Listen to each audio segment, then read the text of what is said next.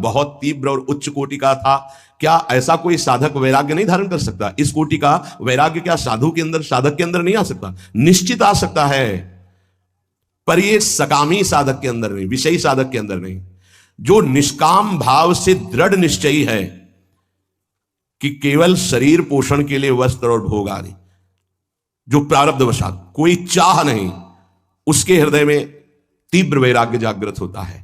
दृढ़ लक्ष्य, दृढ़ निश्चयी, शरीर की भी परवाह नहीं, नहीं खान पान ते भावे है, नहीं कोमल वसन सुहावे है, सब विषय लगे ते खारा है, हरियासिक का मग्न्यारा है। जो अंदर से दृढ़ निश्चयी नहीं है, अंदर से भगवत प्रेम का भाव लक्ष्य नहीं है, तो बाह्य त्याग फिर दंभ पैदा कर देता है, दिखावटीपना फिर आने लगता है, जो बहुत ही साधक के जीवन में धोखा पैदा कर देता है। ये बुद्धि है, बहुत जल्दी सिद्ध होना चाहती है, फिर वो नाटक शुरू कर देता है, बहुत शास्त्र विरुद्ध आचरण होने लगते हैं।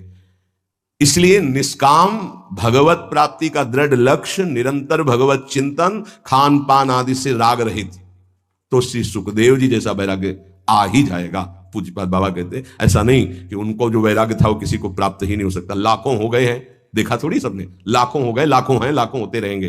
ये भगवान की सृष्टि है।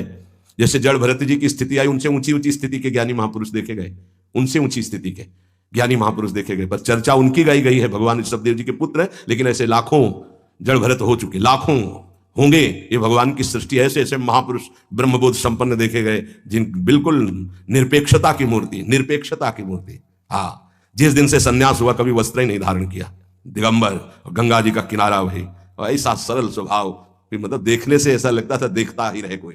ऐसे सब जटा, सब बाल, ऐसे दिगंबर बैठे हुए हैं, वो भोला बालक जैसा चेहरा, वो तपस्या के धनी, बड़े बड़े धर्म सम्राट करपात्री जी आदि साष्टांग दंडवत करते। अश्नी गंगा किनारे स्वामी श्री अनंग बोधाश्रम स्वामी, सेनपुर स्वामी श्री मग्नानंद सरस्वती जी, नजफगढ़ श्री स्वामी ओंकारानंद, ये गंगा का किनारा ना, एक से एक महापुरुष, सिद्ध महापुरुष। पूज्य बाबा,